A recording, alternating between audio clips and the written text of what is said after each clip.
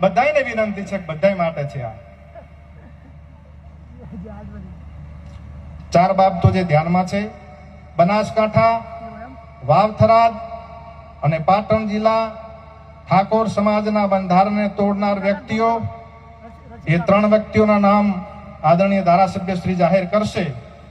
મુક્કમ જાબડિયા, તાલુકો ડીસા, જિલ્લો બનાસકાંઠાની સામે સમાજ નીચે મુજબનો નિર્ણય કરે છે.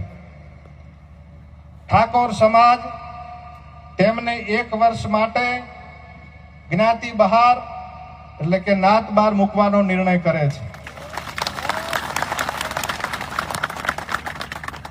1 વર્ષ પછી સમાજના બંધારણ દિવસની ઉજવણી વખતે જાબડિયા ગામના ઠાકોર સમાજની ગ્રામ સમિતિ તેમને સમાજમાં પરત લેવાની વિનંતી કરે તો તે અભિપ્રાય ડીસા ઠાકોર સમાજ તાલુકા સમિતિના ધ્યાન ઉપર મૂકીને ગુણ દોષના આધારે સમીક્ષા કરીને નિર્ણય કરવામાં આવશે.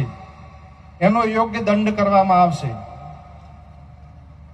આ વ્યક્તિઓને સામાજિક, આર્થિક કે ધંધાકીય કોઈ પણ જાતનો સમાજે સાથ સહકાર આપવો નહીં અને સહકાર આપનાર વ્યક્તિ સમાજનો દોષિત ગણાશે. સોશિયલ મીડિયામાંથી સમાજના ભાઈઓને વિનંતી કે તેમને અનફોલો કરે અને પવિત્ર કાર્યમાં સહકાર આપે. આ 4 બાબતો હતી. માન્ય આગેવાન શ્રીઓનું સૂચન હતું એ મેં આપની સમક્ષ મૂક્યું છે.